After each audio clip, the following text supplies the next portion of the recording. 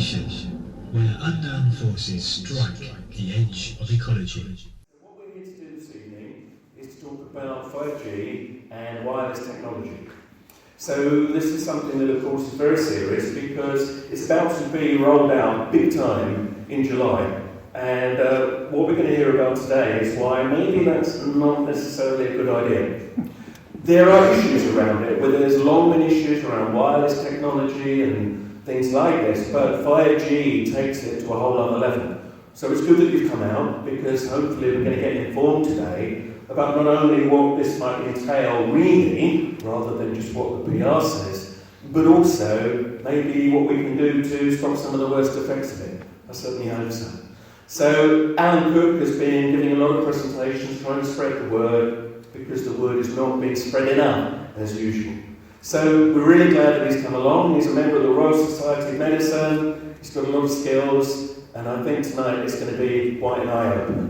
So I'm going to hand you over, and a big hand please for Alan Cooke.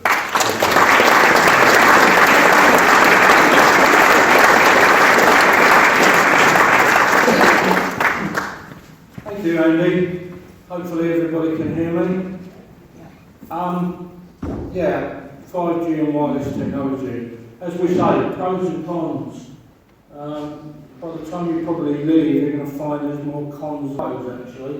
But I started doing this quite a while ago.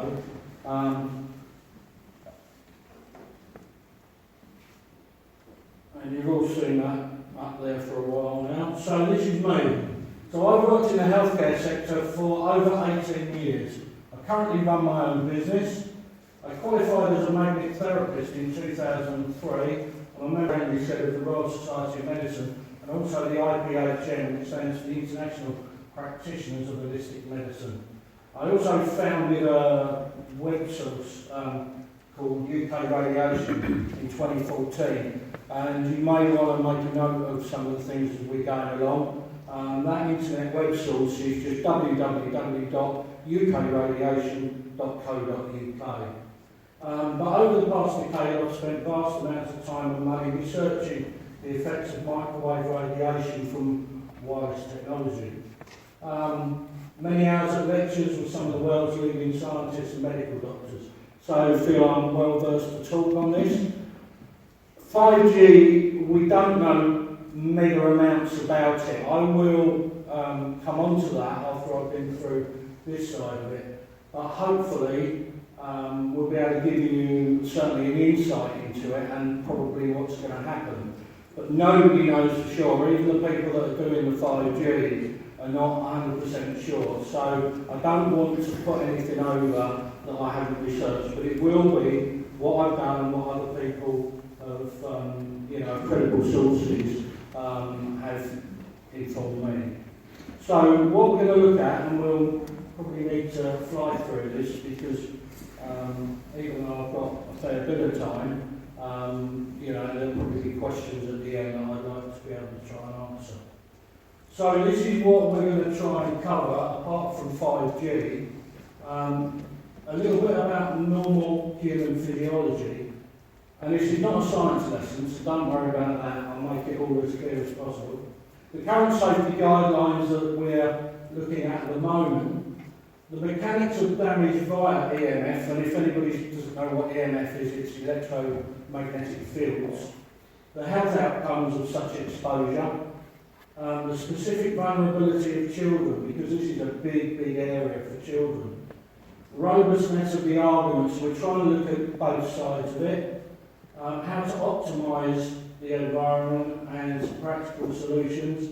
And of course, wireless technology also comes into smart meters, debt phones, they're the ones that you've got at home that work off the holster, and you don't need a Wi-Fi, and of course, inevitably Wi-Fi.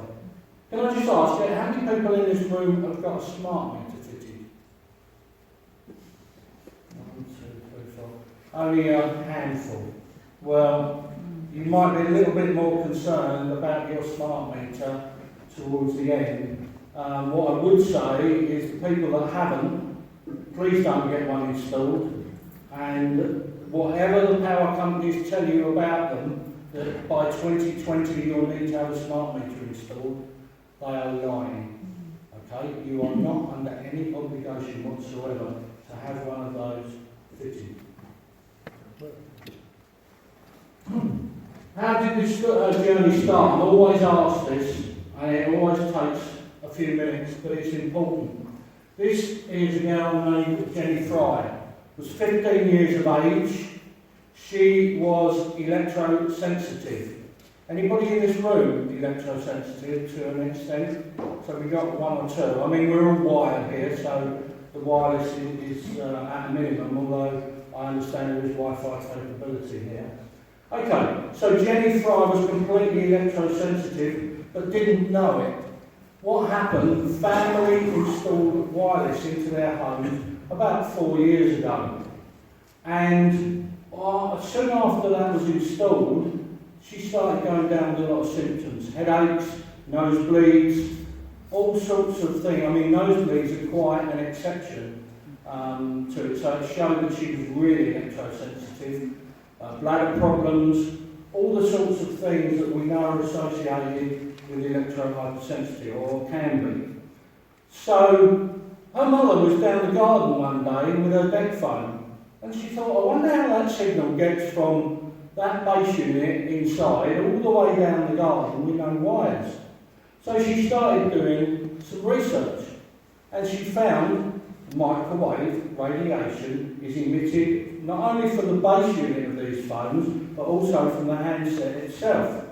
So she did a bit more research, and then she found that she could obviously still get the internet, but by turning off the wireless, there was no cause of RF signals coming through.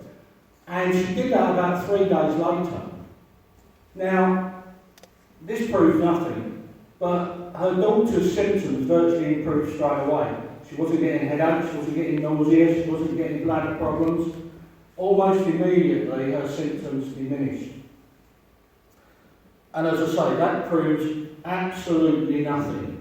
But a month later the school installed wireless.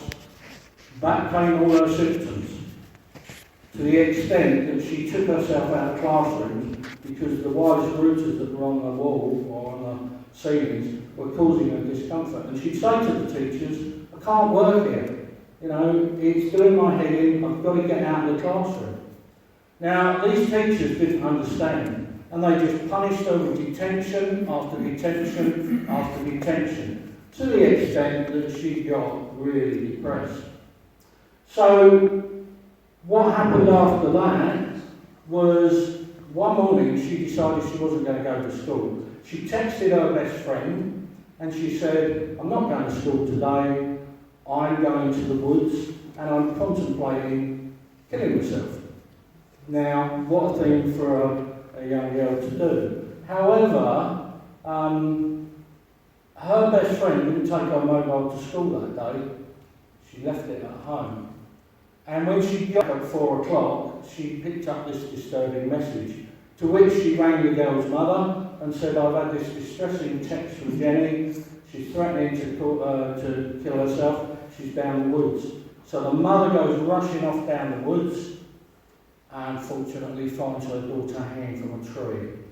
Now, one, that's a complete waste of life, but secondly, the alarm bells were ringing big time with the teachers, because it didn't happen over just 1 or 2 days, it happened over a period of weeks where she just could not stay in those classrooms.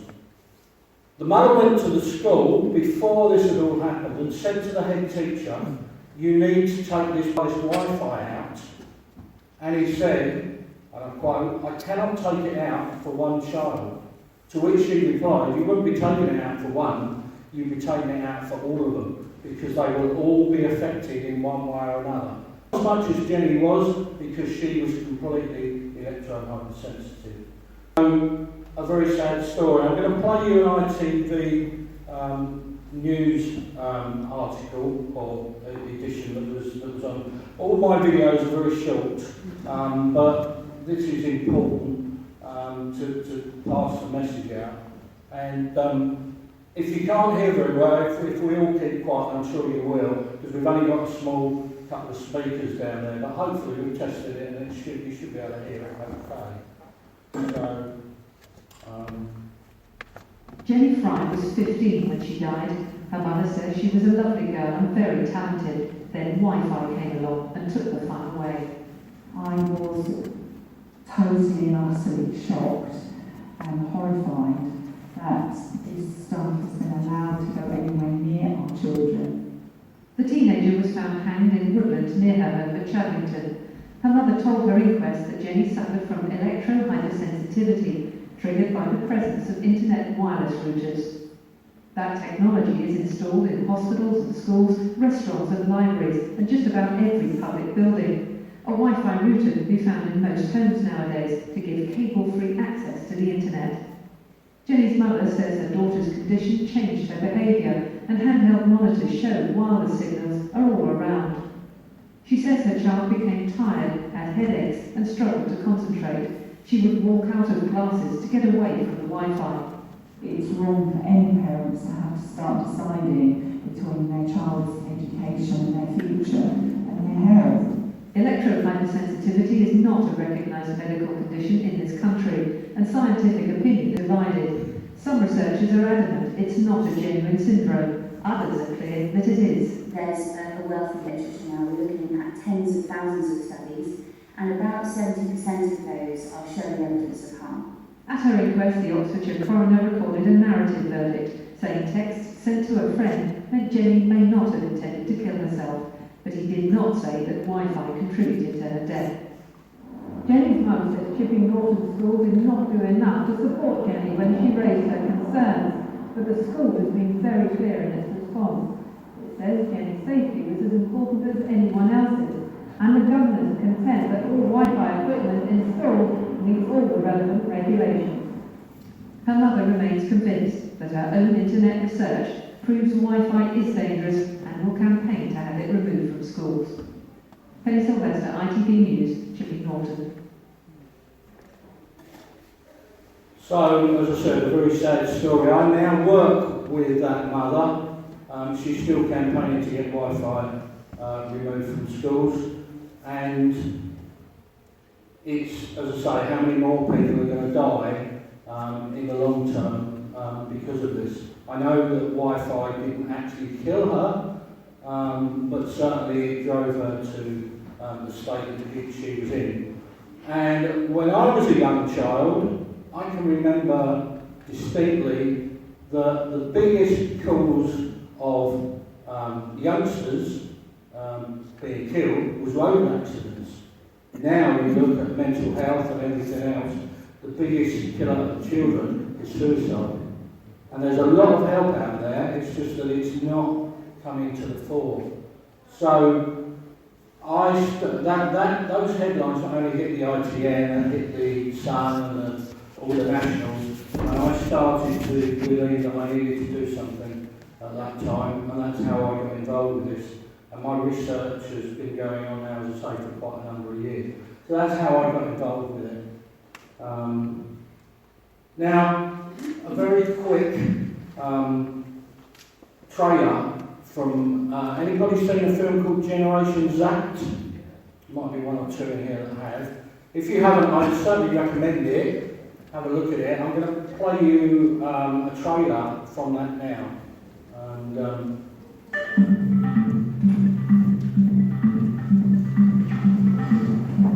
if I ask you how much more radiation does penetrate your body today compared to like 10 years ago, is it twice as much, 3 times as much? No, it's a quintillion times more. That's a 1 with 18 zeros. In France, they had some of the first adopters of Wi-Fi.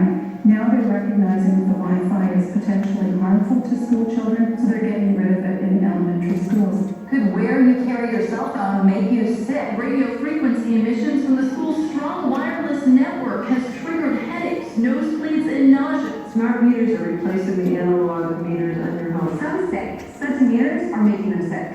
Nobody has taken into account the cumulative radiation that we are all getting, especially children. Had there been free market testing, cell phones never would have made it into the marketplace. The manufacturers actually tell people in the instruction manual, which I never read, not to put the cell phone against your ear. Radio frequency radiation are in fact cancer-causing and are perhaps causing neurological diseases and cognitive problems and developmental problems in children. The wireless industry spends $100 million a year lobbying Congress. So it's really hard to go up against the power of this industry, even when you have the facts on your side. We urgently need more research. We have almost no U.S. funded research in this area. Scientists decided it was time to counter the industry claims that there is no evidence. The World Health Organization today says cell phones are possibly carcinogenic. It's in the company of several other kinds of things like lead, as well as engine exhaust and chloroform. These are all things that immediately will reduce your exposure. Use the wired earpiece. Concentrate on speakerphone. A wired computer classroom will not expose your child to radio frequency radiation. I do have a certain sense of optimism that eventually the right thing will happen, like it did with tobacco, like it did with asbestos.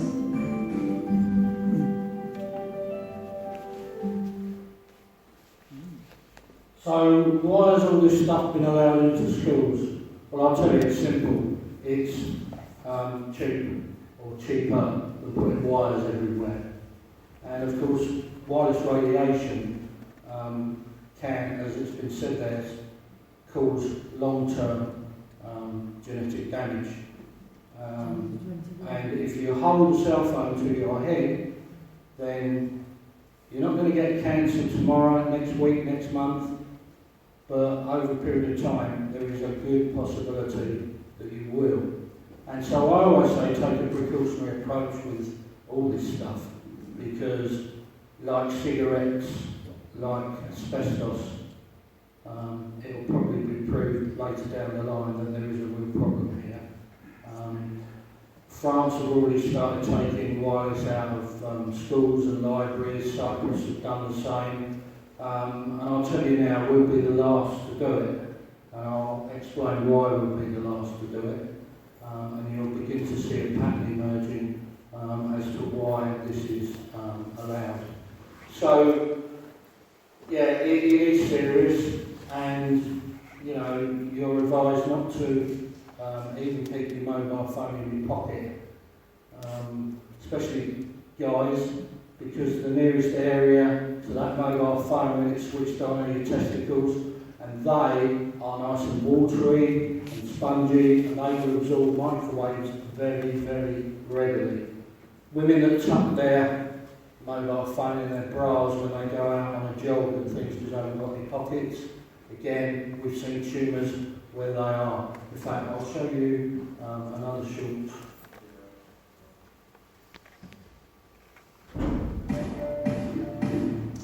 This again is from Generations Act.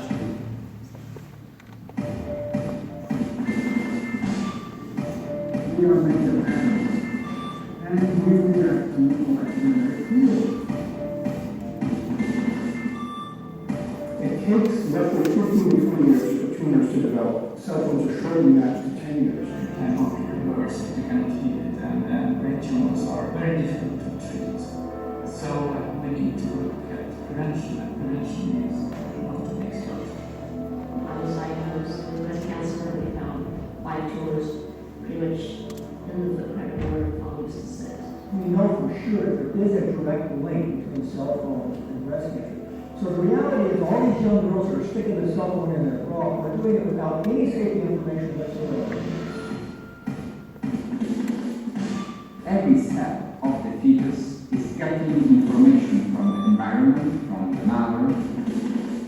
And it's not just their fetus that is super vulnerable. A pregnant woman is more vulnerable than another woman because your immune system is suppressed while you're pregnant. Autism develops due to changes and due to influences in what's called perineal period. You see de novo mutations, which is mutations that the babies have that the parents don't have. That can be caused from genetic damage. What we are witnessing is a real epidemiological change. The classroom context just magnifies used by this new technology? We focus on the router that is on the ceiling. We're forgetting to think about all of these 25 additive energy producers in the room. Far exceeds the amount of energy being produced by that single wireless router that's on the ceiling. We've got an analogy of a classroom being the inside of a microwave oven. I would predict that the cancer you're going to see elevated in children is going to be huge. We recommended spreading DDT classroom children to ingest lead, and yet we're talking about two carcinogens. The district has set a threshold of acceptable exposure at 10,000 times lower than the current estimates. 25 years ago, when the FCC standards were adopted for neural effects, we didn't have all of these wireless devices. I look at the World Health Organization, I look at my government and the education authorities and the groups like the Department of Health. The wireless industry spends $100 million a year lobbying Congress. They have very good access to the FCC, so it's really hard to go up against economic and political power of this industry, even when you have the facts on your side. It's very hard to find truly unpolluted device. I think zap is a great word to describe what happens to the human body. You know, you may not hear it, feel it, smell it overtly, but your body's. So, I'm going to now reveal to you what our government would say is heavy phone use of a mobile per day. 30 minutes.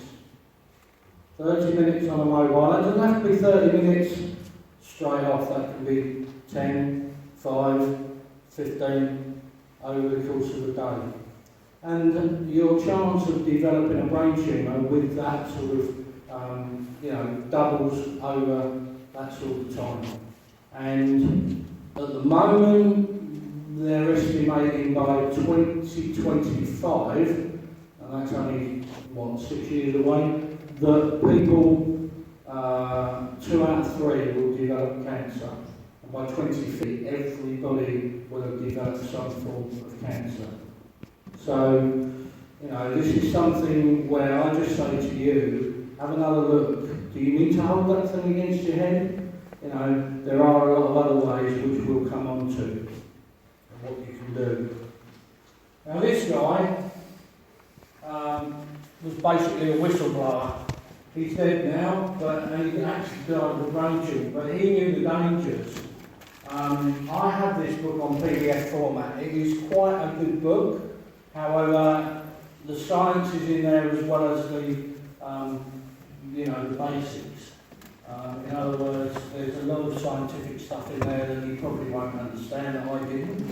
But there's also a lot of good information for the layperson which you will understand. And he basically blew the whistle on the industry.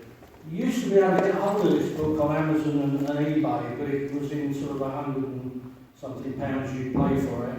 I understand now the book is very, very rare, and that it was, nobody knows why, but the theory was that the telecommunications company brought up all the printed matter and destroyed it because they didn't want it out there and people knowing. And how many people in this room are aware there's a warning in your mobile phone not to hold it on your body? There will be a few, maybe.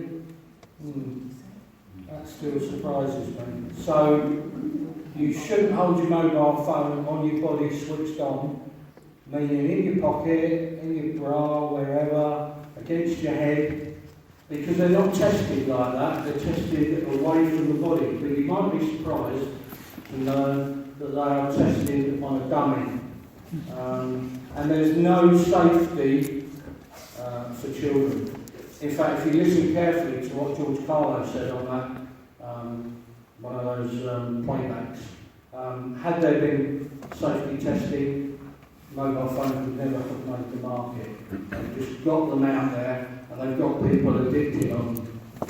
So, we're starting to see one or two things now coming forward. So what can you do? Well, one of the best ways is to use an AirTube headset, which keeps the device away from your body.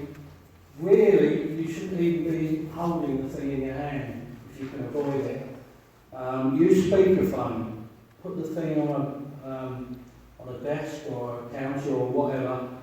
Put it onto speakerphone and speak into it. That is the safest way.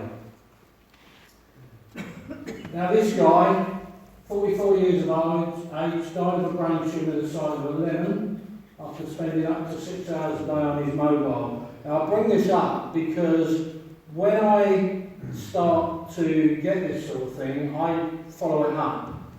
And I rang his father about 6 months after this had happened. This was reported in The Sun, and again 1 or 2 of the Nationals.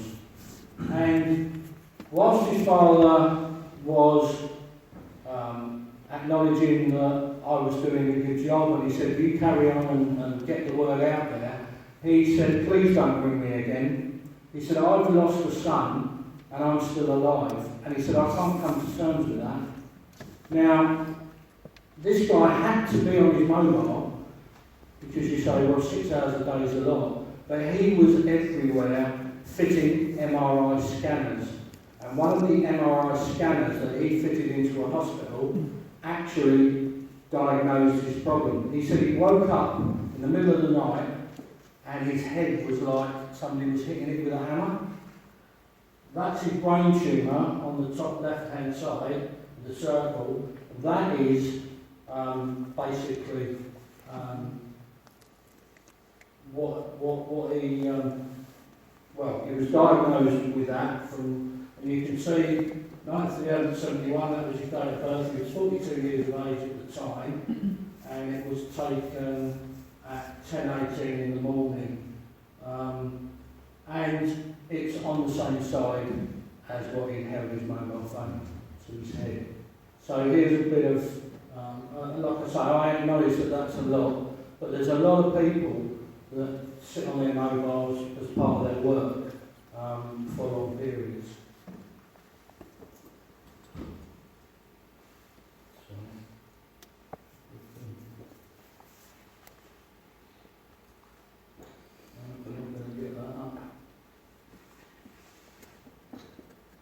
So here it is, and I'll pass this around as well, but it's hidden. That's why most people don't know about it. If you want to find the warning about keeping your mobile away from your head whilst on a call, it may surprise you to find that this information is not easily accessible unless you know where to find it. So on an iPhone you have to go to Settings, General, About, Legal, RF Exposure. You'll find the following text. To reduce exposure to RF energy, use a hands-free option, such as a built-in speakerphone, the supplied headphones, or other similar accessories. Carry your iPhone at least 10 mil away from your body to ensure exposure levels remain at or below the as-tested level. Cases with metal parts may change the compliance with RF exposure guidelines in a manner that has not been tested or certified. Now, there's an extension to that really, in as much that you're not advised to use your mobile phone if you're in your car. So all the people that have got these speaker phones in their cars, what's happening, the radiation, which is invisible, is coming out of your phone and bouncing everywhere. So it's quite dangerous. You're not advised to use it in a tube station, on a bus, anywhere where there's metal, because it will bounce everywhere. And it's invisible, so it's a little bit like, now, again, I referred back when I was young, eye cancers now are going through the roof. Absolutely going through the roof. I'd never heard of eye cancers when I was a youngster. And the reason why is because people with glasses and metal rims on them, when they hold their mobile to their head, when it's coming out, not only is it radiating into the brain, it's also bouncing back into the eyes, because the nearest place to your glasses is your eyes, and that's, you know, like the testicles on a guy, like the breasts on a woman, nice area where microwaves will work. So just have a think about that. It's quite important. I've got a mobile phone. I'm not against the technology. What I am against is that all this stuff could be made safe tomorrow, but they won't do it because it will cost them too much money. And the more people don't know and it's covered up, that's why it's buried in the small print. You won't know unless somebody tells you, and then you go and look at it and you don't know. Now, if these things were safe, which I'm told time and time again by telecommunications and whoever else wants to tell me, members of the public, why is there a warning in there? If it's safe, you don't need a warning. So, it significantly affects your brain glucose metabolism. So the one on the right is a healthy brain, the one on the left is the one that's starting to get the sort of red and orangey sort of deposits, which is a build-up of brain glucose into the brain. And we have a thing called the blood-brain barrier that keeps out basically all the rubbish.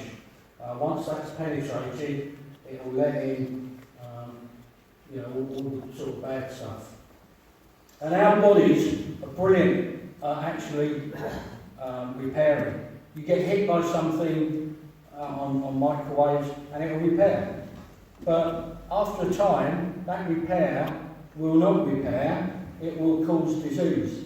And if you're bombarded enough, then that's when the damage really starts to set in.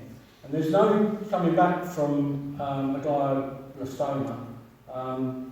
The guy that I just showed you, 6 hours on his mobile, okay, he got through that, and he was showing people with a gold phone how he connected it up to keep it away from his head.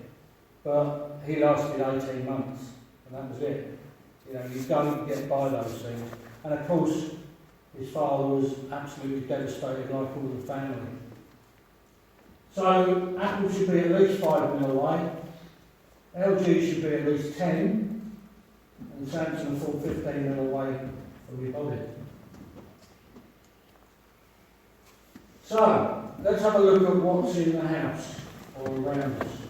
Cordless phone, known as DEC phones, stands for Digitally Enhanced Cordless Telecommunications.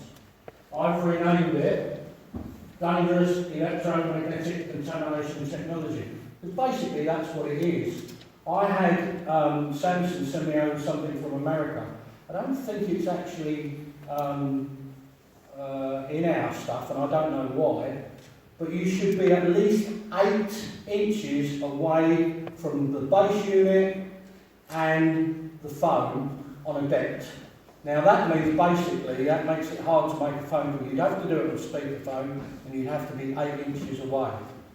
So I'll let you do the research on that, because what you may not know, as soon as your DECT phone's plugged into the wall, it's emitting microwave radiation, 24 hours a day, 7 days a week. And those people that have gotten by the bed, in line with your head, you've got problems if you can't sleep. And even if you can sleep and you're sleeping well and you've got no problems with it, it's getting you. You'll be intact. So stop frightening, your way. That is fact. So look at all these things. I had a friend who had a tracker, an Apple tracker that he wore on his wrist, and a lot of children still do this. And he was calculating the number of steps that he actually walked during the day. And I said to him, have you actually tested that with a proper monitor? And he said, no. Well, I've got proper monitors to test all this stuff. And I tested his iWatch, and it was emitting quite a lot of radiation. I said, you've got to realise that when you're wearing it on your wrist, that's going into your body. And he hasn't worn it since, because he's quite a sensible lad. So, parents, please educate your children, because it's not their fault, they're just addicted to all this stuff. But I'll tell you something, again research, that Silicon Valley, who makes all this crap, a lot of it, will not expose their own children to this stuff, because they know what it does. They don't even allow their children, I'm talking about the top execs, into state schools. They go to like these Steiner schools that have blackboard and chalk that I grew up with, because they don't want them exposed to wireless, because they know long term it can cause problems. And also, you won't get insurance against this stuff. The insurance companies have already emptied the issue about this stuff. So that's why you will start to see all these masks going up on church buildings, because they're looking for somewhere to put them. And they say, we'll pay you X amount of pounds to take a mask, but you accept any responsibility for it. And because most of the churches are in communal areas, I think you'll see in the next few years, when it can be proved, I mean that's the biggest thing, that it's proving that this stuff is causing people to become ill. Because the telecommunications company will throw as much money as they wanted it, but now they can't get insured, they're putting it back down. I was involved in a mask that was due to be put up, or they were hoping to put up at Stenning Town Football Club, where a lot of kids play football, right in the middle of a residential area. And we could appeal against it on health grounds. Can you believe that? You cannot appeal, they won't look at it.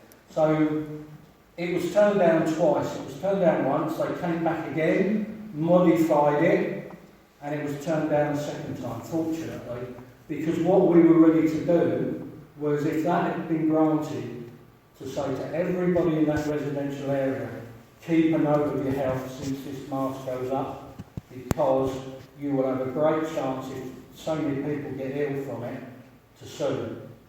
But of course that doesn't help you out, because you don't want to get zapped with the bloody stuff anyway. So, there's just a few of them, really a little bit frightening. And we don't need all this, you know, you have to have it. I know it's helpful. A lot of HP printers now, you can't turn off the wireless. It's on all the time, you either have it on or not. So printing remotely and things like that.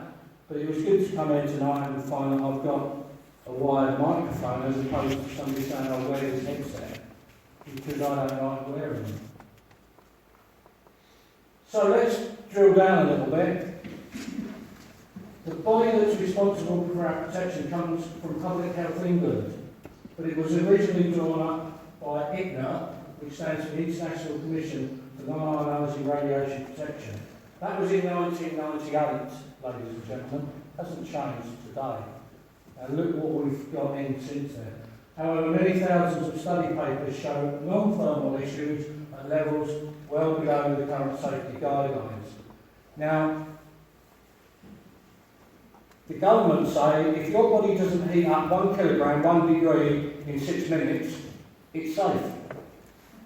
And we used to get the telecommunications company saying, oh, it's so minimal what's coming out of this that it cannot affect you. So I'll just tell you a very quick story. Last year I was invited to the University of Sussex.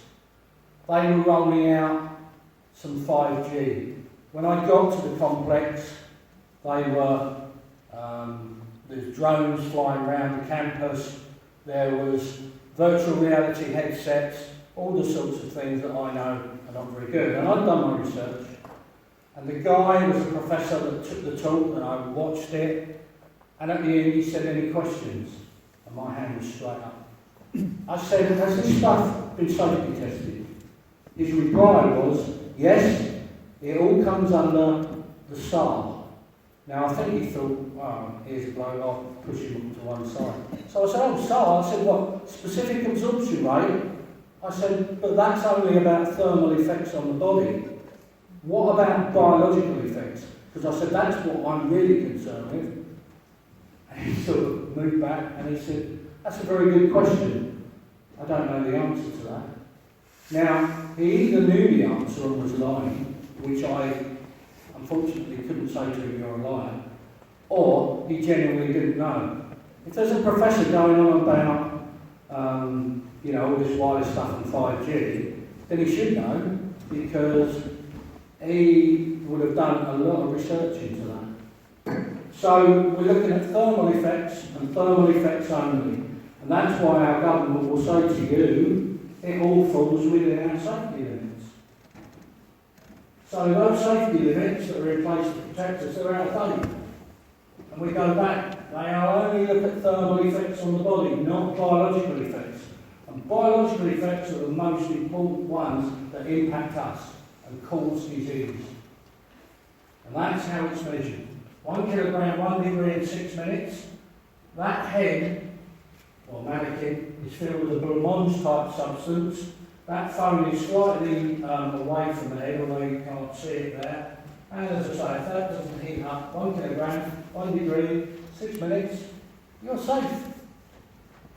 So be reassured, if you want. What about this? Mercury fillings. Is microwaving mercury safe? I would suggest it's not. And George Carlo's comment again on the left-hand side, had there been pre-testing, cell phones would never have made it into the marketplace. They got us addicted. And don't get me wrong, they have their uses, but not against people's health. I can't have that. Now, I'm only going to touch on this very quickly, but it's important that you know, and I don't want to insult you, because it's not meant to be insulting, but it's important you know this, that we're all electromagnetic in nature, and that's why we're affected by a lot of this stuff. At the top is the brain, very, very complex. On the left is an electrocardiogram. Anybody know what the one on the right might be? That is a muscle contraction. So whatever we do, whether we blink, we bend our arm, it's all electron. Without that, we'd be not alive, we'd be dead. So it's so important, and we built that up in our bodies as humans over a long, long time. Several thousand decades or whatever since we've been alive. And so have the birds, bees, and everything else. They're all electromagnetic in nature. So, we've even ourselves in our body, we've got electrical fields as powerful as lightning bolts. Trillions of electrical connections in the human body. Now, if they're messed with outside sources, and bear in mind, somebody said to me, Alan, we've always had radiation. And I said, yeah. But this is pulsed, man-made radiation, which is different to natural background. And it's the pulsing that does the damage to the body. So just bear that in mind. So we're a very complex mixture. And you can get electricity harvested from trees. There's a voltmeter there. So they managed to do that. And of course, the sea creatures that we don't know how they're reacting, but we know they're affected. The birds, the bees. If you followed Mark Steele in Gateshead, he'll tell you that there's no birds up there, no small birds, and no insects, because all the insects have been zapped. Whether that's true or not, I don't know, but that's what he'll say. And of course, land animals and whatever. There's 8,000 research articles on animals being done, 20 pages of laboratory studies on the suppression of the immune system by electromagnetic radiation on cows, dogs, cats, whatever. Alright, and that's published back in February 2005. Okay. Cells have no choice but to receive the signals from wireless, smart meters, whatever. And your cells and these signals are not compatible, so over time, the electrical failure will build up and you will get disease. And this is why our government can turn around and say, oh, it all falls within our safety limits. UK, USA, 1,000 microwatts per square metre. Okay? Little Liechtenstein in Europe, 0.1. Now I would say 0.1 is about a safety level that you can work with. So we are being zapped big time. And that's why I say always try and err on the side of caution. This was something, a lot of these documents that I picked up, some are on the table down there, you're more than welcome to have a look at them. If you want any, I can get them sent over to you on email. But this sort of sums it up. This was in July 2002. And the last paragraph is the most important thing, because this was a top secret document until a few years ago. And it says, the FCC's exposure guidelines are considered protective of effects arising from a thermal mechanism, what we've just talked about, but not from all possible mechanisms.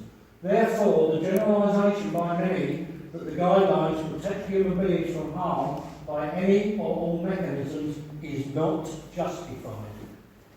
Norbert Hankin, Centre for Science and Risk Assessment, Radiation Protection Division.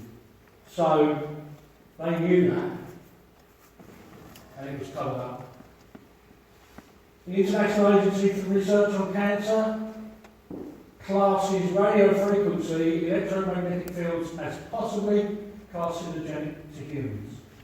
That was 2011.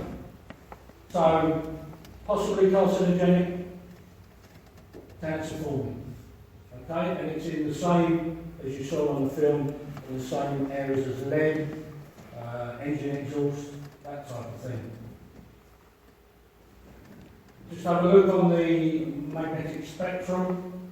So microwaves are sort of sitting in the middle there, which don't really heat up, but once you start getting into the infrared and the other end of the spectrum, it will. So you've got what's known as non-ionising radiation and ionising radiation. Now this is interesting because our bodies are between 1 hertz and 50 hertz. Whatever we do, whether we're asleep, working, running, exercising, deep sleep, but notice all those waves, although they bounce around a little bit, they're all fairly steady. Okay? Now, let me just skip that. You're all actually,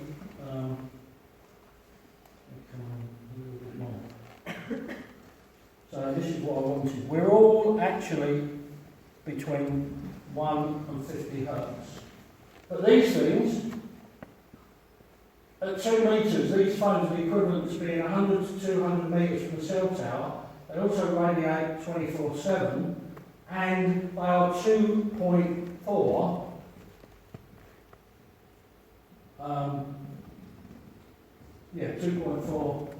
hertz, billion hertz, sorry. So they're nowhere compatible with our bodies, and also not compatible with you at 8 hertz, approximately. So, you know, this was all the rage. Yeah, we get one of these phones. The safest way is to go back to a corded phone. That is the when somebody told me about this a few years ago, I didn't believe them, and I got a meter and I measured it, and I found the amount of radiation that was being emitted from my phone like this was uncontrollable. So I took it out and went back to the phone. But these things are not cheap.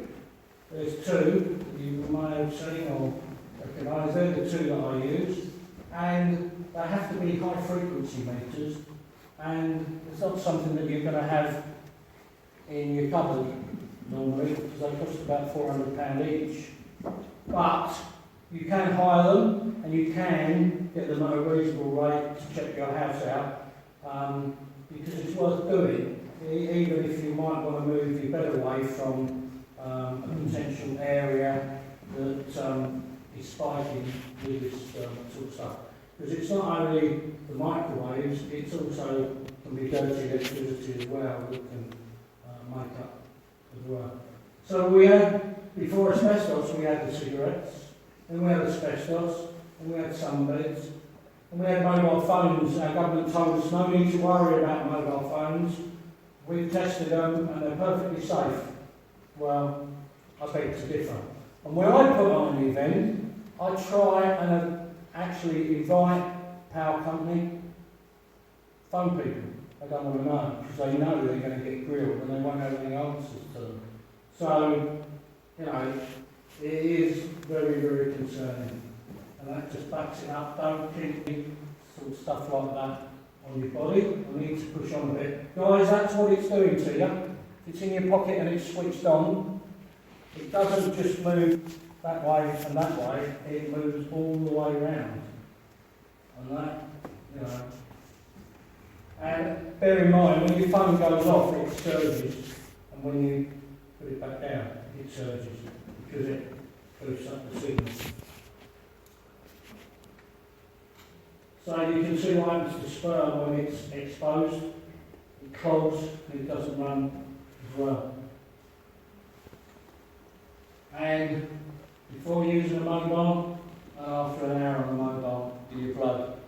So all these are put together by experts who know a lot more about it than what I do, but I'm just reporting a lot of their findings now and trying to condense it so that you can see the dangers. If you don't believe me, and I don't expect you to really, go and do your own research and you'll start to find there's a lot out there. And wireless is not necessary in schools. They don't need it from the information communications technology side. But they put all this stuff in because it's cheaper, as I said earlier on, than wiring. And this is the classroom analogy. You've got the classroom with the teacher's desk probably at the top. On the right-hand side, maybe a radiator. On the left-hand side, a metal cabinet. And the router in the corner there, or up on the ceiling. And when they've all got their laptops on, those signals are going everywhere. Again, they're invisible, but everybody is getting exactly, look how close together they are.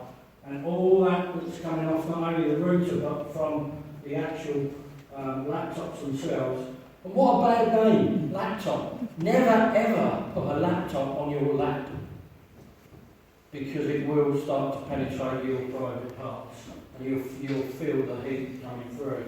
So, you know, that's the worst name I think could be given. So schools have already removed Wi-Fi in Canada for safety reasons. Entire countries in Europe are removing Wi-Fi from schools and libraries. I'm so excited that Cyprus and France and you know, there's a lot more starting to really look at this now.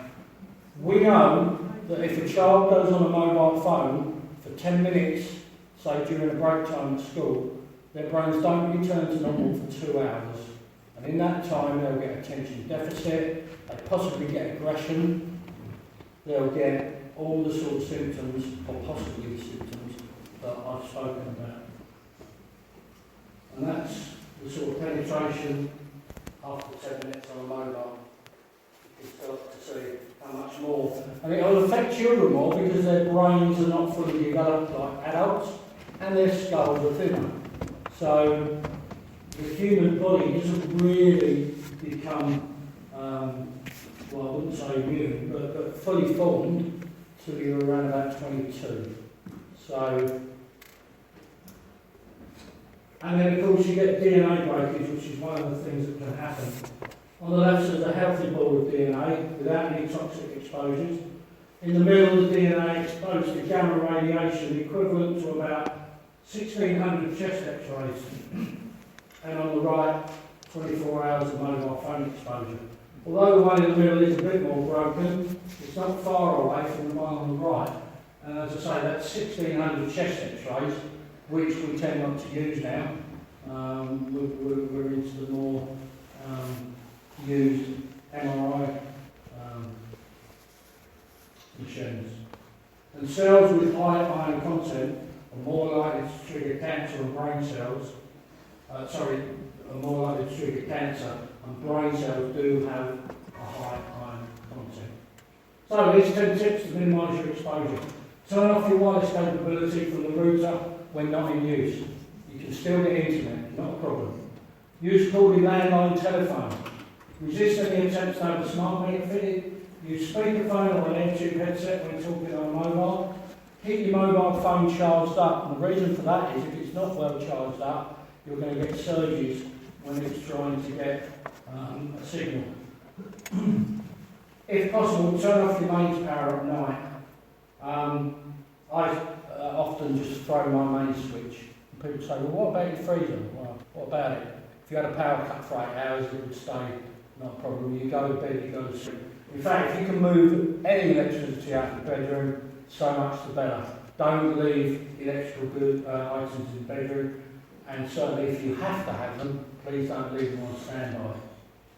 Avoid using your mobile in cars, elevators, buses and trains. Sight your routers as far away from your body as possible, because we know that wireless radiation drops off with distance. Do not place laptops on your lap. Cut the glare from iPads by using a screen shield. Now the blue light's emitted from iPads, which is quite dangerous to our eyes.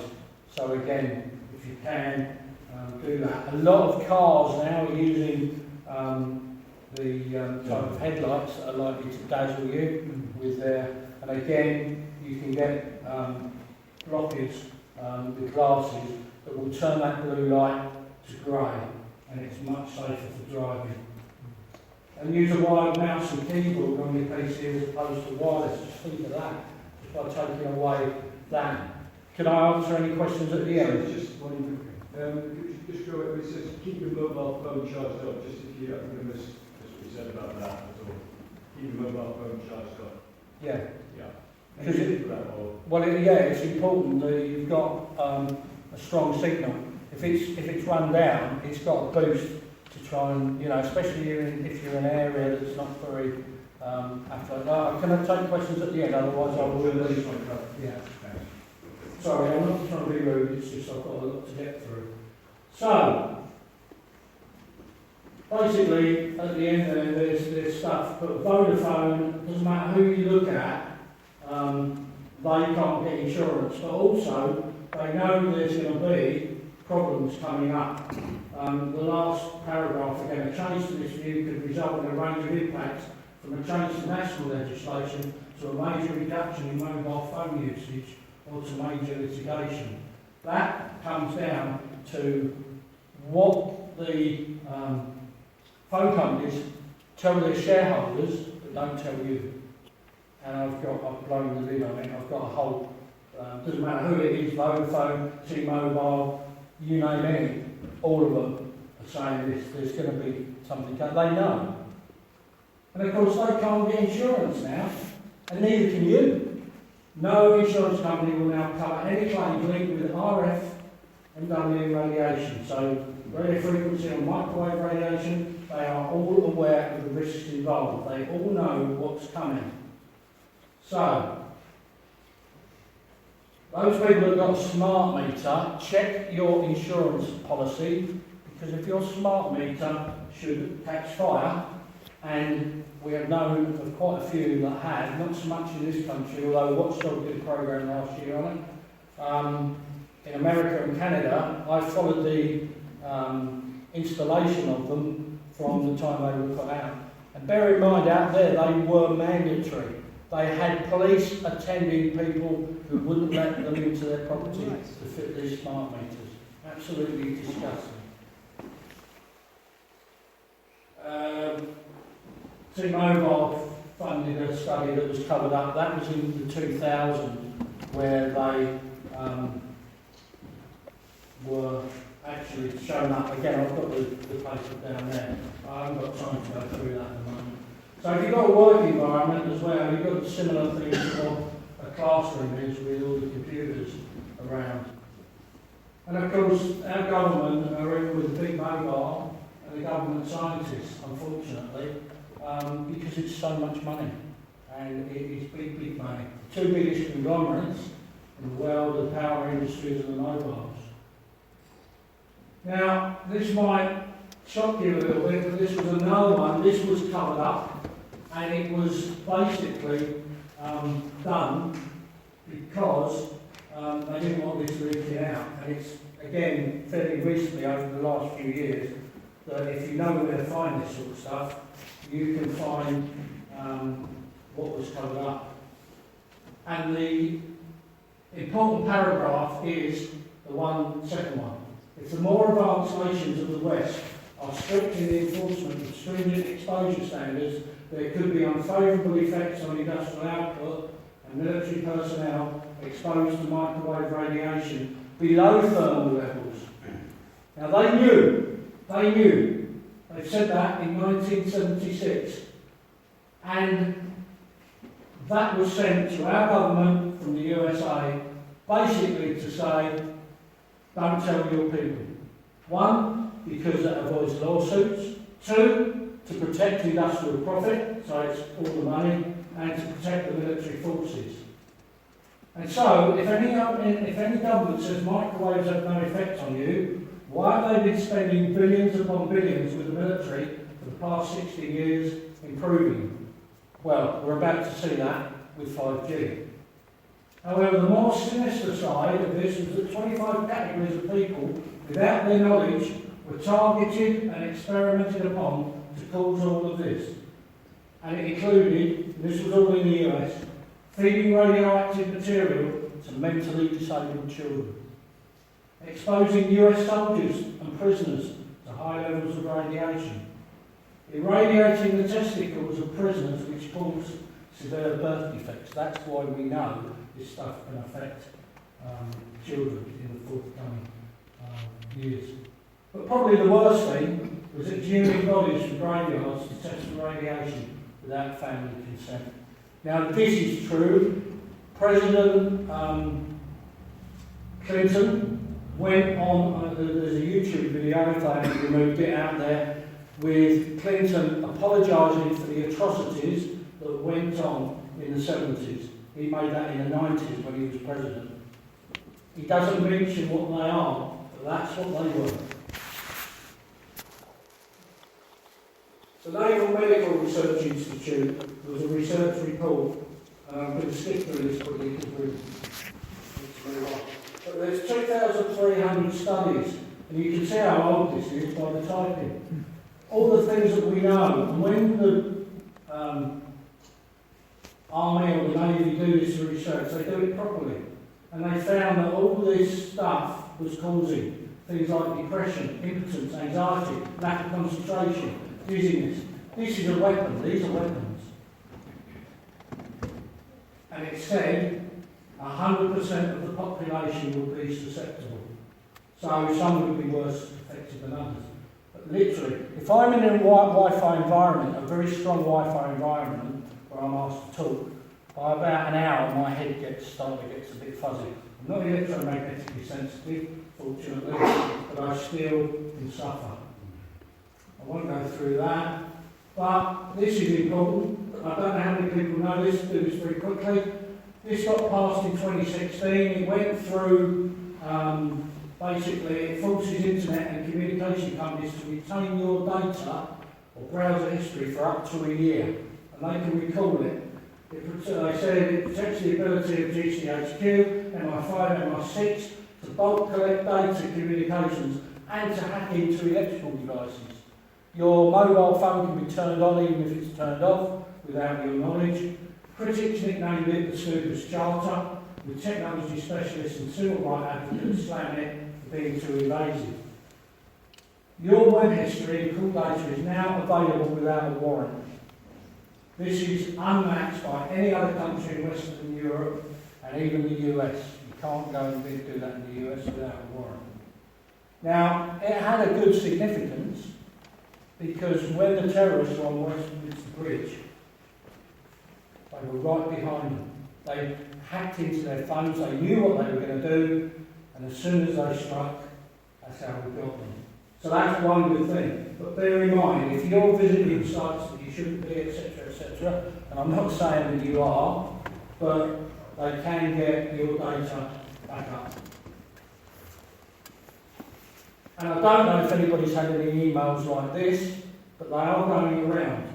It's a particularly nasty way to attempt to extort money. An email arrives from a complete stranger claiming they have hacked into your account and stolen your contacts by infecting your computer with malware. They then come to have illicit material of you that will be circulated to your friends and family unless you send a certain amount of money in cryptocurrency within 24 hours. Okay, now I'm not going to ask if anybody's had that, but you may well have done. I've had two, and I haven't even got a camera on my, so they can't have done it, but they're trying to trick you into extorting money. So if you ever get anything like that, please report it to Action Fraud, because we need to get these people brought to justice. If that covers all those payout over transmitter cancer risks, all those towers, and that causes the lung cancers. And the health authority released a study claiming that children in the area were 6 times more likely to develop leukemia. So, we go through smart meters, and then we'll have a look at 5G. Ever wonder what it stands for? Somebody got a lot of money for that. A lot of money. And I think I should have got a lot of money as well, but unfortunately I didn't, because I renamed it Surveillance Monitoring and Radiation Transmissions, because that's what it is. You're putting surveillance monitoring into your home. I won't play that at the moment because we're running out of time. Right, just have a look at this. Comparison of a smart meter against an analogue meter. So smart on the first one and analogue on the far right. Radiation exposures from an analogue? No. Yes from a smart. Health complaints from analogues? No, you can't. Yes from a smart. Pulses up to 190,000 times a day, your smart meter. Analogues don't. Emits a cancer-forming class 2B carcinogen. Privacy intrusion. Hackable, yes. Your analogue meter is not hackable. All they used to do was hook it up or actually bypass it so they could grow their cannabis types of things, but not hackable. Utility company collects your personal energy data. They already stated that your data is worth more to them than what your electricity is, because they'll sell it on. It can cause dirty electricity emissions on your wiring, which analogues won't, and so on and so on. So have we got any real advantages? Well, you can actually calculate your energy usages in pounds and pence over time if you really want to do that. And you don't have to read a meter, which to some elderly people, if it's down in the cellar or it's in an inaccessible place, is a plus. But at the risk of health, I don't think anything's at the risk of health. And if you want to switch, it might be difficult, because they've got what I know as SMETS 1s out at the moment, Smart Meter 1, and they're not compatible with SMETS 2. Why? You know, you'd have thought they'd have sorted all this out, but they were in such a rush to get this pushed through that they didn't even think of that. So there's a cumulative exposure with this stuff. It builds up and builds up. Watchdog reported UK fires started from incorrectly fitted meters. Last year there was a big program on Watchdog. In fact, I think they did it over 2 or 3 weeks. This is an actual home in Bushy in Hertfordshire going up. That's the fuse box, and that's the kitchen. Incorrectly fitted meter. Okay, I'm not saying that they're incorrectly fitted over here so much now because safety is important. But you would never get that with your analog. 190,000 times they go off per day. And they talk to each other, which is what 5G is going to be all about as well, talking. And how many people are being exposed to this? You know, we've got banks of them. That could be a flat or a batch of flats. That could be a workplace, all getting exposure from those meters. And look at this. You know, we're bombarding our children and tops with all this wireless stuff that's coming in. They haven't got a choice. They haven't got a choice.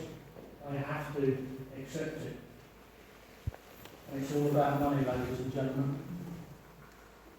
So what are the conservation and savings? Well, I reckon that there aren't any. In fact, your bills might go up.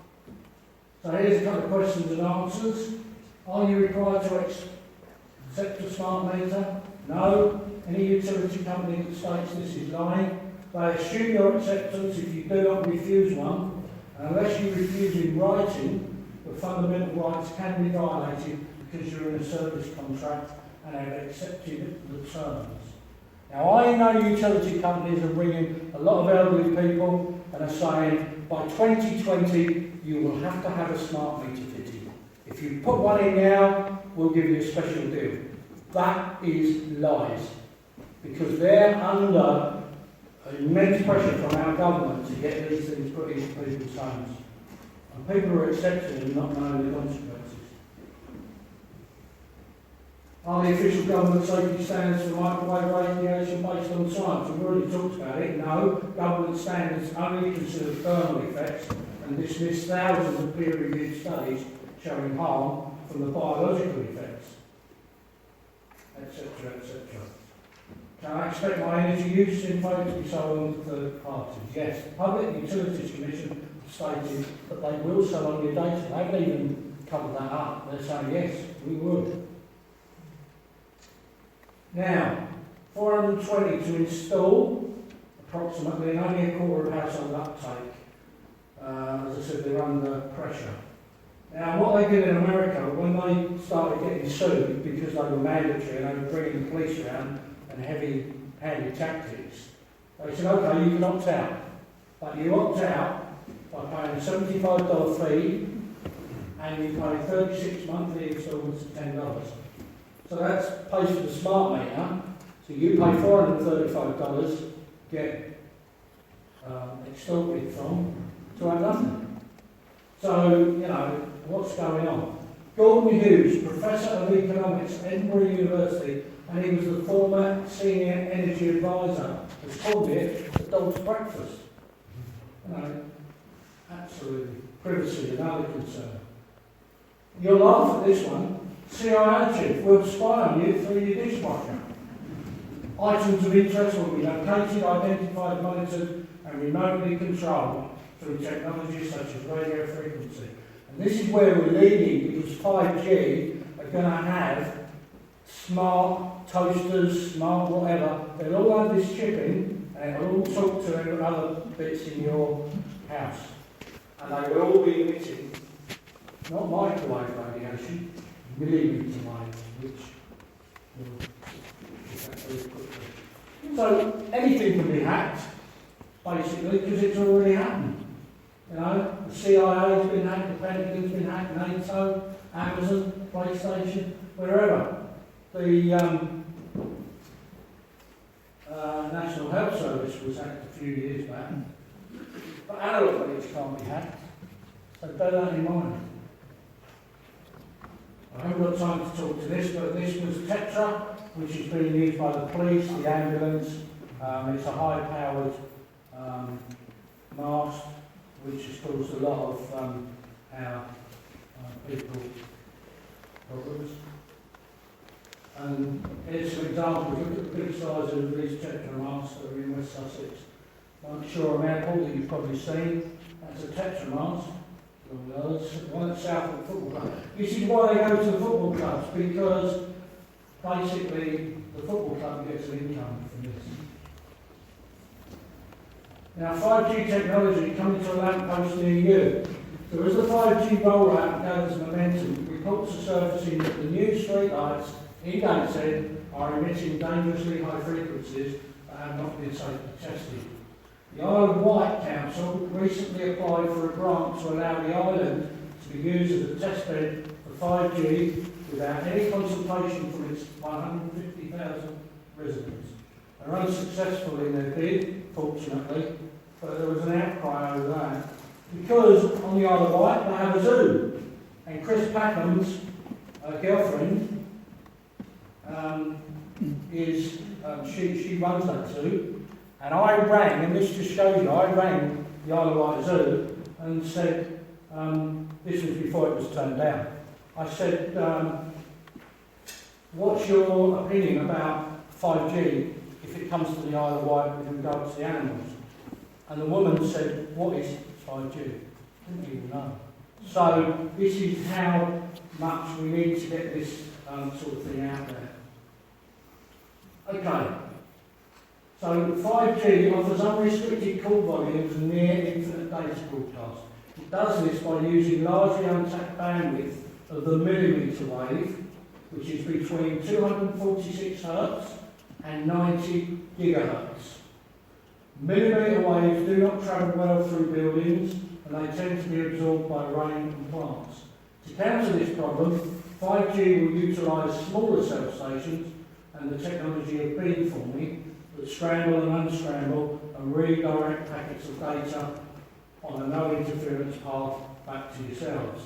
This could mean wireless antennas on every lamppost, utility pole, home and business throughout entire streets, towns and cities. This technology is about frequencies, pulsations and modulations. So imagine having something like that outside your house, because that's the sort of thing. And the effects from that are expected to include DNA single and double strand breaks, oxidative damage, disruption of cell metabolism, increased blood-brain permeability, which I was talking about with the glucose earlier on, and melatonin reduction. And if your melatonin reduces, then you're not going to sleep very well. Okay, so if anybody wants to make a note of that, that is my website. It's a utility resource, which is I opened in 2014. You can email me through that, or you can have a look at what's on there. So, if the future is 5G, what is the ultimate agenda?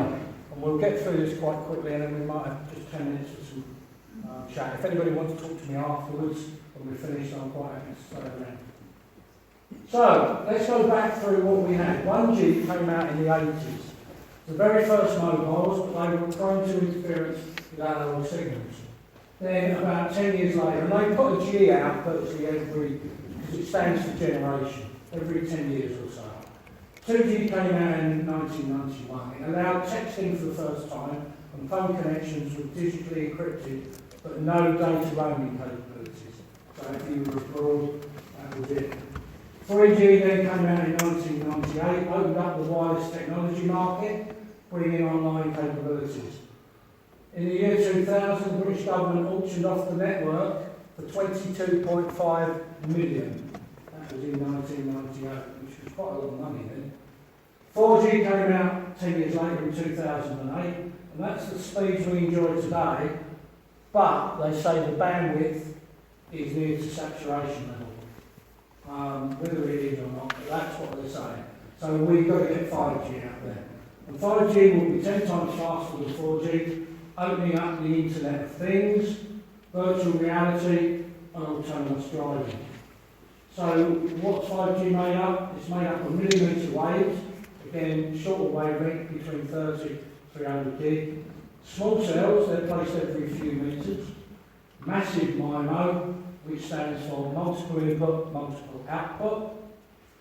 Beamforming works like a traffic light system for wave signals, and full duplex information can be sent and received at the same time. Whereas with 4G, you can't send and receive at the same time.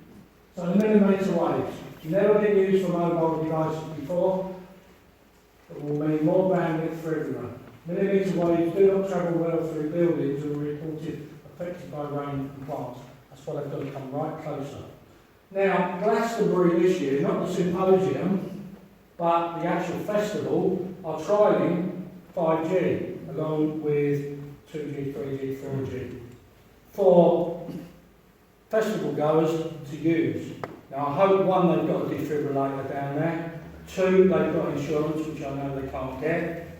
And three, because if children or young people, which attend those sort of things, start feeling ill through it, then they need to be able to sort of turn out very, very quickly. So I think the people that are putting it on, which I believe are husband and wife and husband, are taking a very, very big risk by not testing. None of this stuff's been safely tested. So, to get around the problem, small cells will be deployed. At present, cell towers broadcast their signals over long distances as they travel quite well.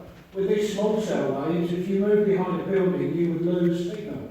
But small cells would utilise thousands of mini base stations, being much closer together than traditional towers, using a relay team to transmit signals around obstacles, such as in cities.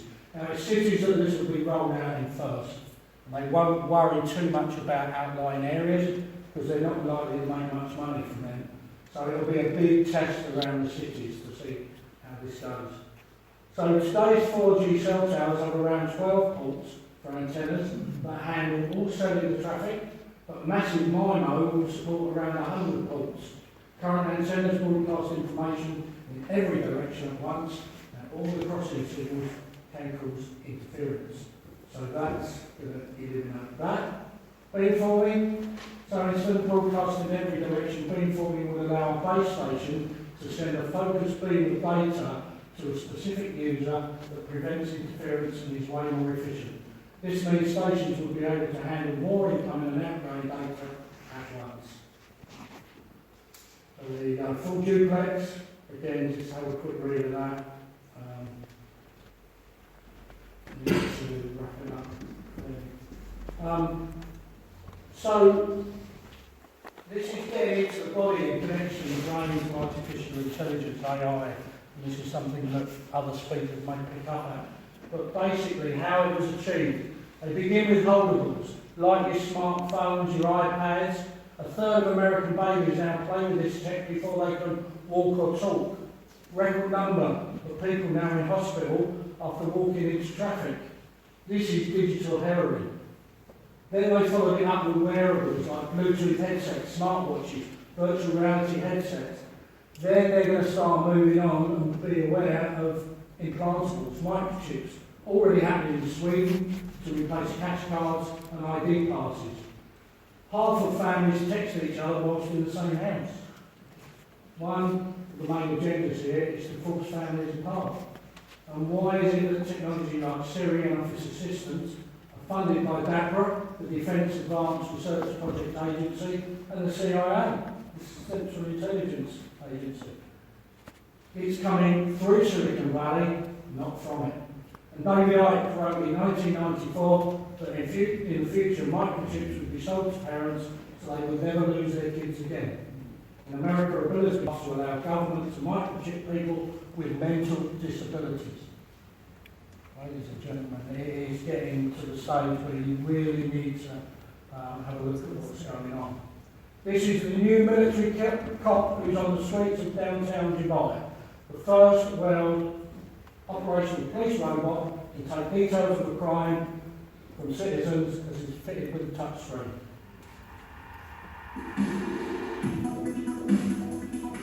And this is where they were doing basically PR on it.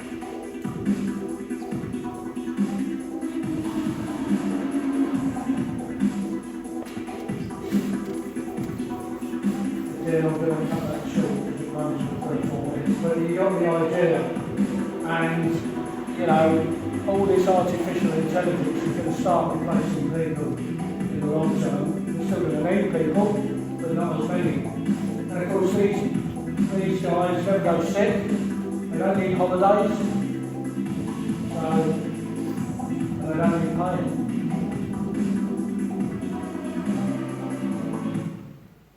So, 5G will work on shorter wavelengths than 4G. 5G will work on typically higher frequencies, and so I've already said about frequencies. 4G uses microwaves, where 5G employs millimetre waves, and that is just a higher frequency. We've virtually said that. And back to a lamppost, etc. So, I think I'm going to stop it there to give people a chance to just ask a few questions, and then we'll go from there. Yes, sir.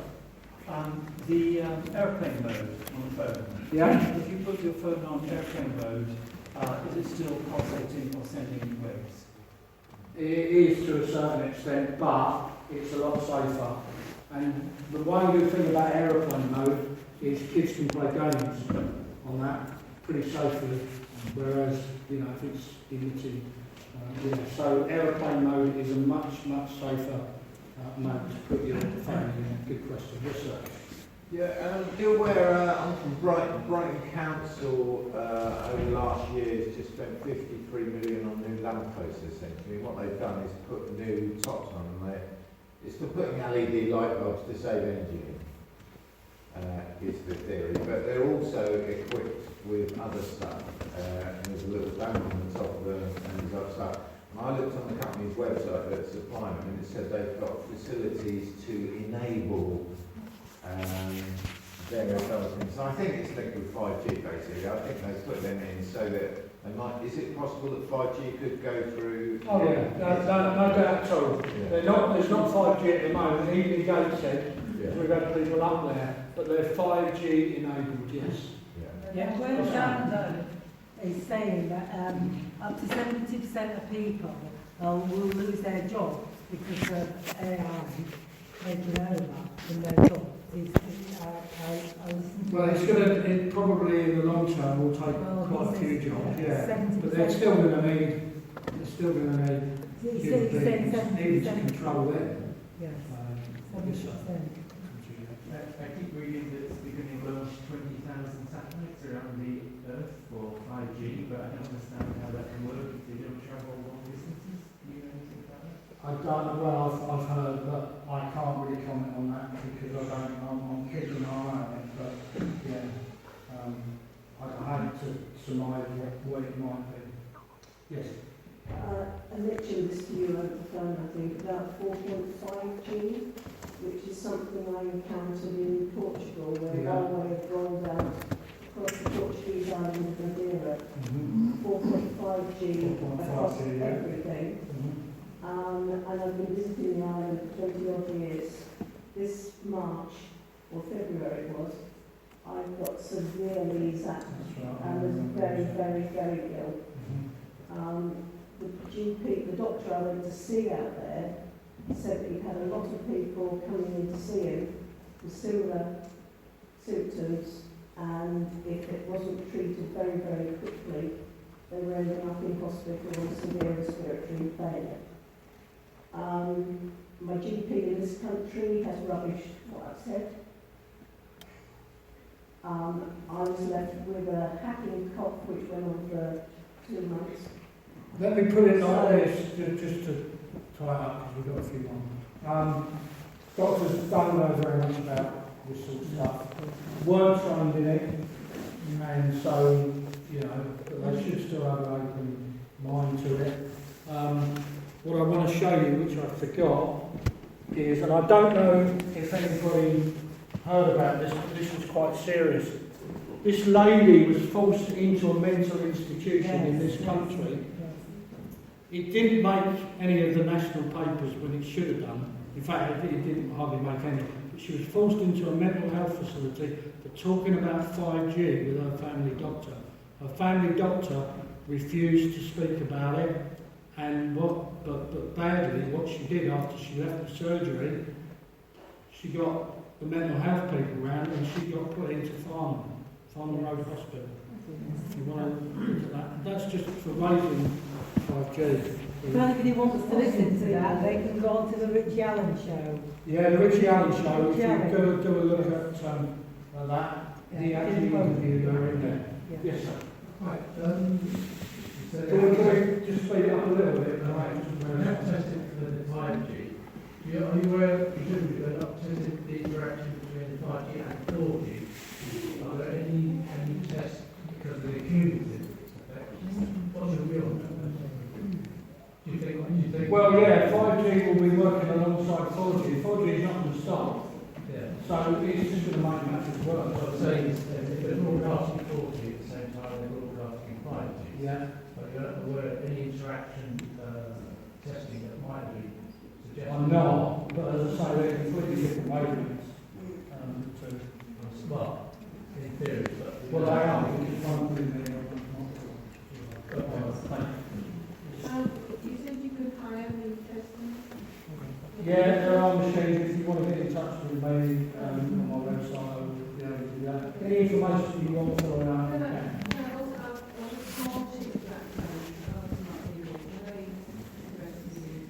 what one? The little cheap train, that can be rich. There are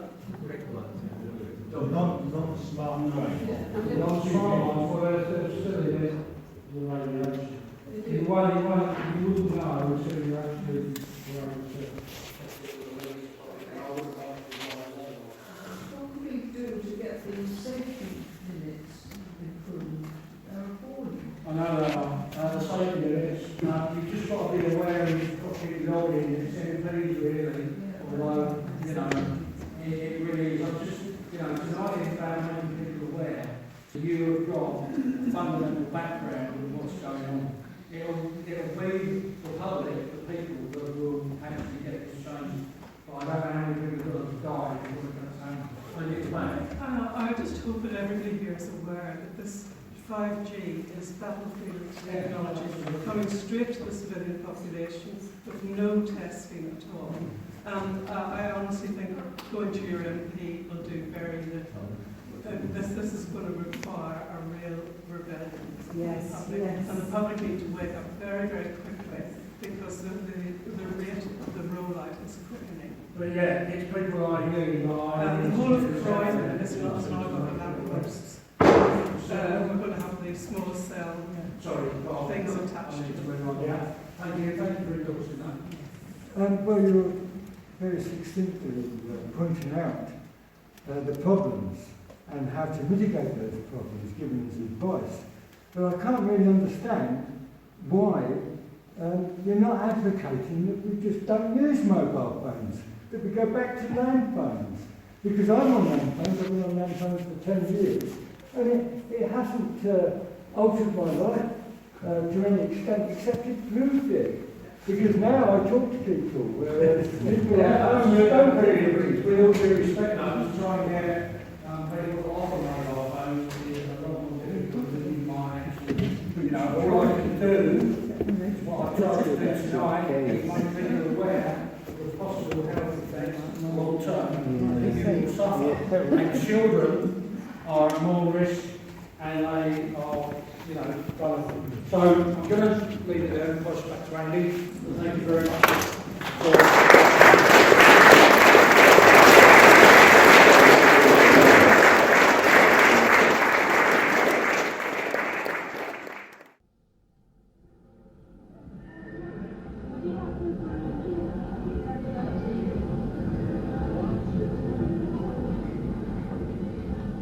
The information where unknown forces strike the edge of ecology.